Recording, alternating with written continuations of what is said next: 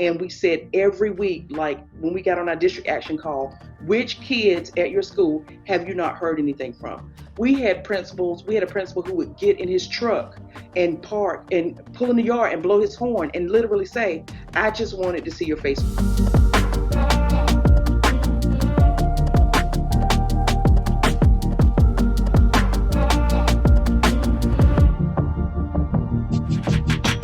Hey everybody, and welcome back to another edition of Future Ready's Leading Through Unprecedented Times. And I am fired up for this episode to have my good friend, Abbey Askew Futrell, here with us today, an amazing leader who I've had the privilege to work side by side with many times over the last number of years. She's funny, she's brilliant, she's an incredible school leader. And Abbey, I am so glad to have you join us today. Thank you for joining us. For those of the people that are listening today that might not know who you are, give us a quick introduction, would you? Tom, thank you for reading that exactly like I wrote it. I appreciate it so much. You did a good job. Happy to be back amongst friends. Tom and I have history on the circuit, and I have missed him dearly. So happy to see him. My name is Abbey, and like Tom said, Abbey Askew Futrell. I am currently the Assistant Superintendent for Edgecombe County Public Schools. I'm in charge of curriculum and instruction.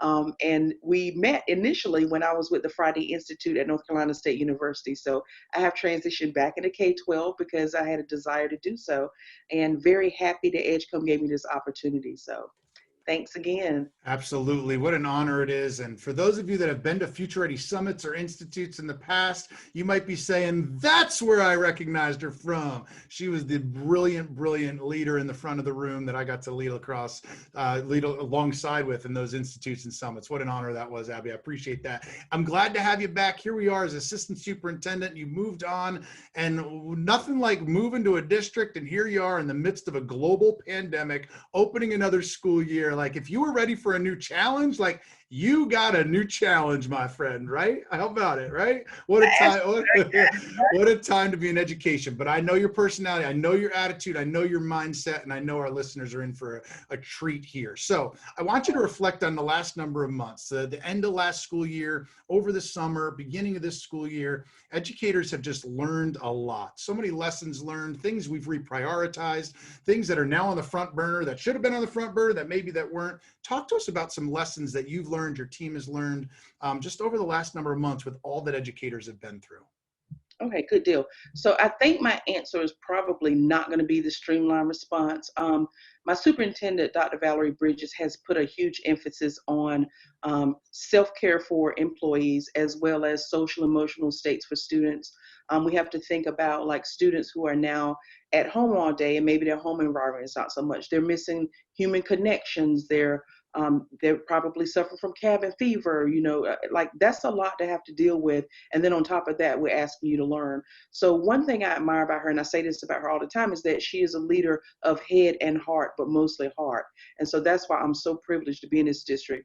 And so really, I think people underestimate how important that self-care piece is. If you think about it, it's not like the person in the next district was in a pandemic last year and we can call and say, so what did you all do?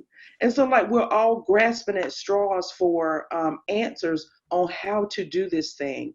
And so, we don't want to make mistakes, but they're going to happen. We just try to make sure they're not deathly mistakes. So so many lessons learned around inequality, coming to terms with, some things that maybe should have been in place beforehand, the importance of technology, as well as the opportunities that technology will provide post-COVID.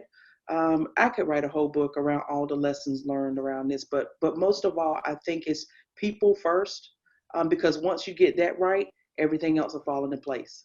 Yeah, some powerful words there. And it's just so reassuring to hear that from your superintendent. And I know that you are that humanistic believer as well and valuing people first. I know that in you as a friend. And so as we think about those pieces, sometimes we'll hear a superintendent or a principal thinking like, well, we don't have time for all that stuff because of the test. We don't have time to do this because of X.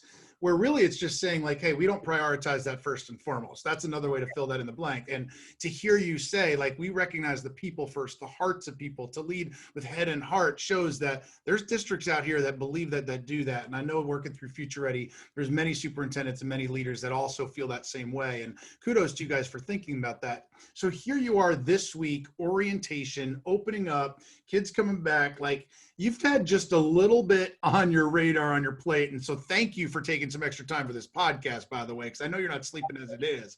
So talk to us about what are some things that are on your radar and on your plate that you've really been wrestling with as a team, some of the tough issues you've been working through. And yes, we could spend hours and hours on that question, couldn't we? But what are some of the big picture things you're really wrestling with that have been hard to work through as a school leader leading into this school year as you kick off? Okay, two big ones. Thank you for opening that door. I think one probably is that's being experienced by a lot of rural districts is the barriers of the digital divide. And so Edgecombe is a little different. As when I looked at a heat map, we have so many areas that just don't have internet available. It's not a socioeconomic issue. It's just, I don't care if you put 50 hotspots in the middle of that space, it's just not available. And so that's affecting not only students, but that's affecting our teachers also. And so, I think people are under the misconception that, hey, give me a hotspot and this will work, but that's not going to work if there's no infrastructure for the hotspot to pull from. On top of that, for some reason, when we were out March, we offered device pickup. We didn't have many devices picked up. And so that led us to assume incorrectly that, hey, a lot of our families must have devices and internet because they did not pick up devices. What we found out was that they were just more comfortable with the paper packets at that time. So then that led us to the second issue is now here we are, a new school year, and we're on an extended period of remote learning. Packets are not going to cut it. And so I never want to say like a good thing about COVID, but one of the positives that seems to come out of this is that like innovative ideas, everybody's on board for them. Whereas before you get that resistance around change, and if it's not familiar, now it's like, hey, the traditional's not working. What's that crazy idea you have? Let's see if it works. And so just trying to plan around how do we lessen that have and have not feeling for students or mentality per se. You have a device and I don't. You're online doing engaging, fun lessons. I'm doing paper packets. And so we have worked diligently. We have some amazing curriculum directors. My entire CISS team, hey CISS, they are super incredible. And so we piloted this summer putting lessons on flash drives. So our students have Chromebooks, and we were just very diligent around designing interactive lessons in Google Slides, and then of course attaching as files like videos. We sent materials home, so if you needed a journal, you needed a book, and things you needed for the lesson. So it wasn't, first of all, it wasn't necessarily focused on you being in front of this device for 40, 50 minutes, but at least you had some sort of engagement going on, and teachers were calling in on a regular basis. Tell me how you did with slide 3. And so students were still getting that teacher interaction. It was just absolutely amazing. So now it's time to roll it out district-wide. Glitches like the flash drives didn't arrive till yesterday. So like we're working through things like that. We got the flash drives. Did anybody order USB hubs so we could, so we're trying to rush and get those. And it's, hey, can you send me a video on how to use this hub thing? So like it's like every day you're pushing through something new. But one thing I admire about Edgecombe County, and our motto has been safe, strong, and ready, is that everybody's all in. Everybody's all in. There's no grumbling. There's kindness. There's flexibility. There's grace and mercy. And so that's what makes it a pleasure, because when you work with people like that, they're putting scholars first. I'm sorry, I gotta stop saying kids. They're putting scholars first. And that's why I came back to a district. That's the work I came back for.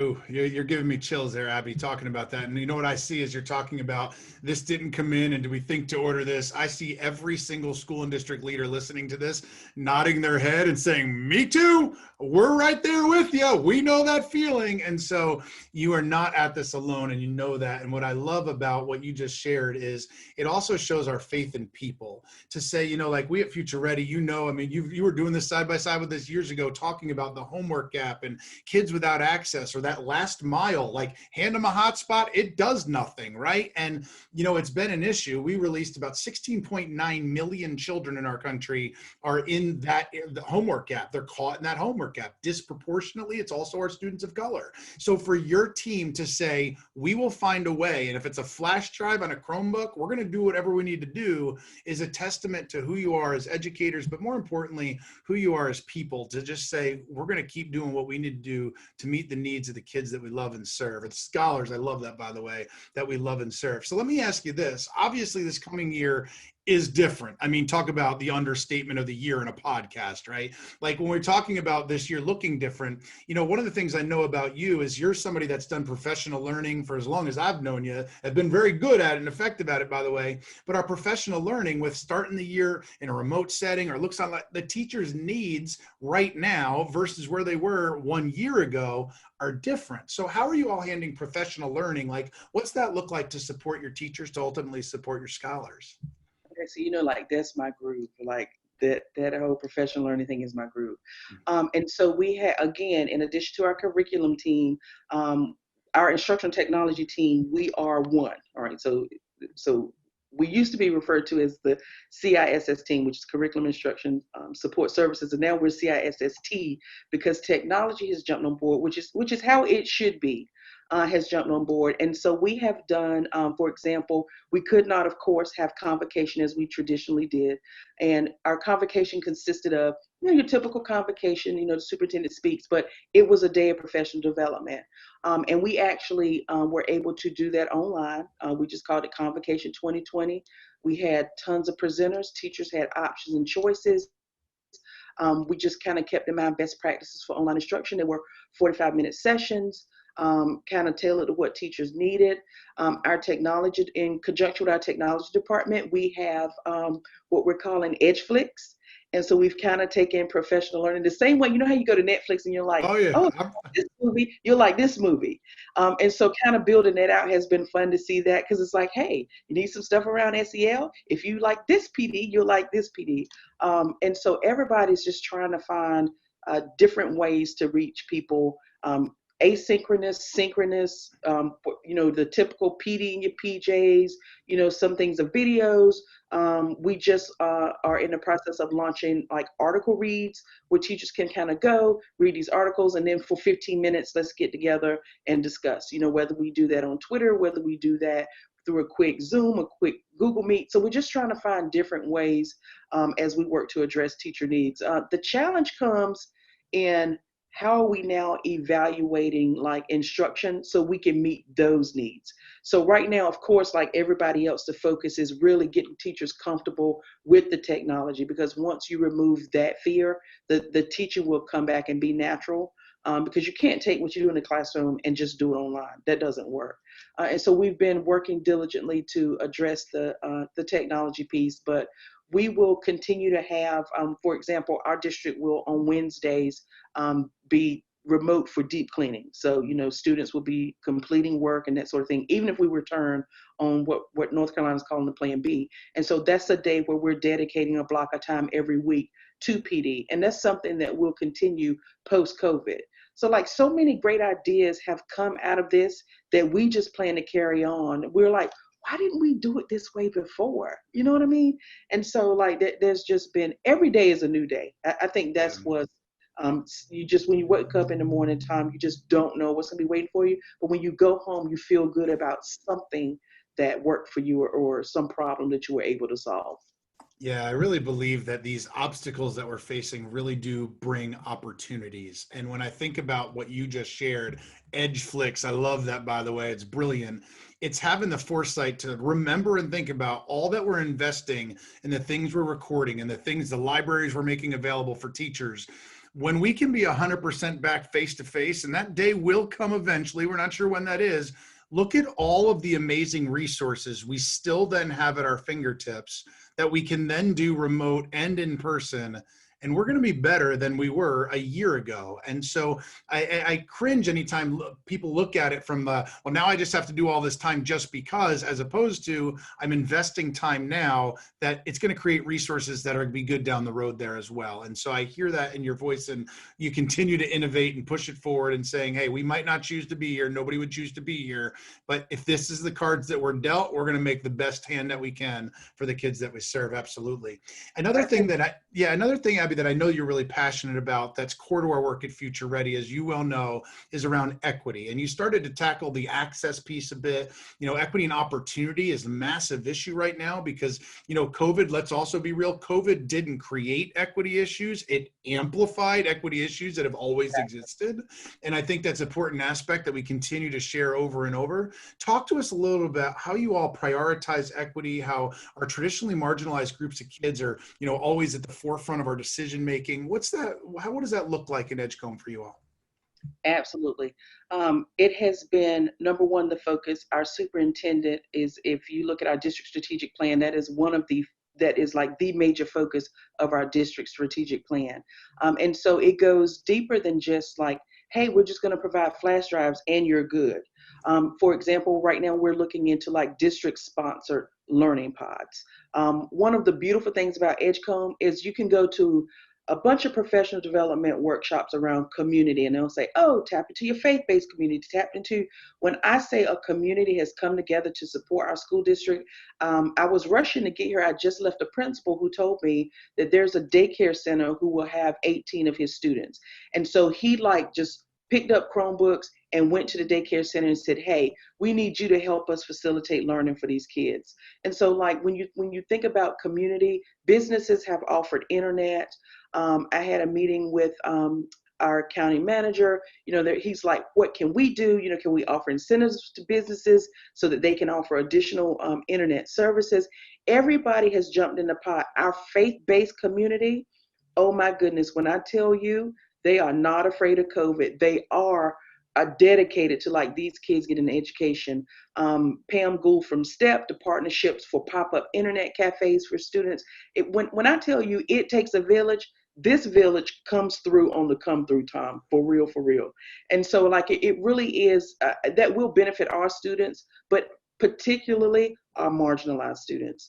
When we talked about helping other community entities provide internet access, there's a difference when you say, hey, the Tarboro Library has internet if you want to come sit in the parking lot, but I live 27 minutes from the library and nobody in my family has a car. If we can find out what's close to, CloudWise has heat map where there's, internet issues. So what community entities exist in those spots that we can help them get internet to sort of help the community. And the county as a whole is currently working on a project to try to fix those gaps in the infrastructure, working very diligently. And so it's just a very proud place to be when we talk about addressing the needs of the marginalized specifically without making anybody feel like they're not getting, the whole thing about, equity is not pizza,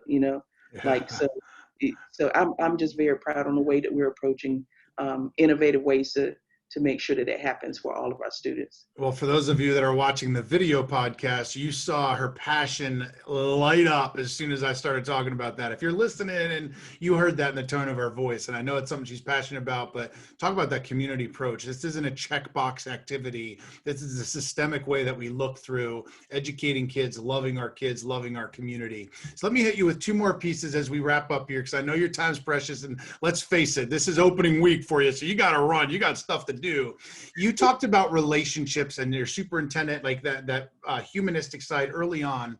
What advice do you have for educators to keep relationships and the humanistic people side of the work front and center in the midst of so much fear, so much anxiety, so much uncertainty, going virtual? It's hard behind a computer. Talk to us about how can folks continue to build relationships and value the human side, no matter what the learning environment looks like. That's so funny because I just had this conversation. One of my directors said, the principal was saying how I'm a new principal at the school, how do I make these connections with my teachers and I'm not in front of them. And so like even amongst my team, just trying to maintain that team dynamic, we can't go to lunch anymore. But guess what? We would say, well, let's meet at 6 o'clock on Friday night. And, we're planning a car dance, party on Zoom, or, we would get together and you bring your red cup with your sodas and, Kool-Aid in it, and so like, it's just like maintaining those same things that you do to keep that sense of personal and team. Like, for example, Dr. Bridges, when we first went out for COVID, she mailed all of us a self-care journal. There was not a week that we did not get something from her. It was a card. It might have been a phone call. She sent postcards to all the teachers, that she signed herself. Like, that makes a difference. You really understand that somebody cares when they put that sort of time in it. So I try to take her lead with my team, and I encourage my team to just trickle it down. Like, do the same thing with your principals. Encourage your principals to do the same thing with their teachers. You don't know really what effect that this has on people. If you think about someone who goes home every night and there's nobody in that house, that's different during COVID, because you can't go out and see people. People aren't coming to see you. And that sense of isolation and loneliness can take you to a different place. And so, for example, the first week we were out, our focus for our students was not packets. It was, let's push out these social emotional activities, find out where our kids are. If they're not in a good space, let's get them in a good space. Let's do these frequent. We had rosters and teachers were assigned students. And we said every week, like when we got on our district action call, which kids at your school have you not heard anything from?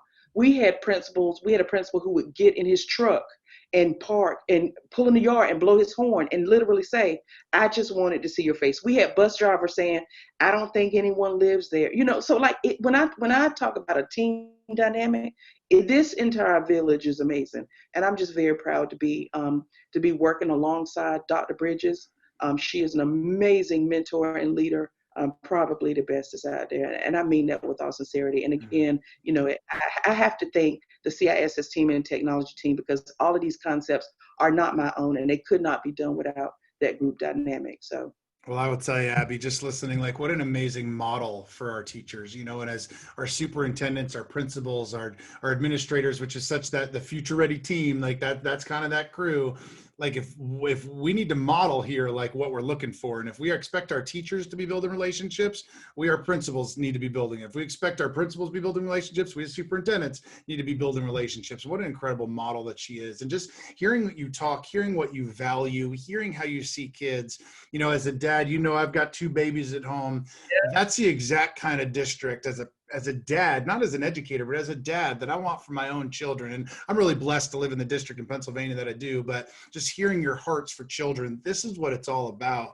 And if COVID has done anything else, I really think it's helped us reprioritize some of the things that really matter most when we boil it down, and as opposed to some of the things we've gotten caught up with over the past decade or so. And I really think it's helped reprioritize that. One last question for you, then I'm going to let you run. So here you are, you're opening up. I mean, you're opening now, but kids are coming, ready or not, here they come, all across the country. Fear, anxiety, uncertainty. We have no idea what 3 weeks from now is going to hold. Give me one piece of advice that you would tell either a first-year teacher or 35-year superintendent from this point on. Go. Make sure you know how to put yourself on mute on Zoom. Best piece of advice that we have had in the Future Ready podcast. I've got to tell you, and Abby, I knew there was a one-liner in there or something. Everybody, that is Abbey Askew Futrell. Abby, you are an amazing, amazing person. It's an honor to call you a friend. Thank you for joining us on the podcast. Go get it this year. Have an amazing year, and thanks for being with us. So good to see you, friend. Thank you so much.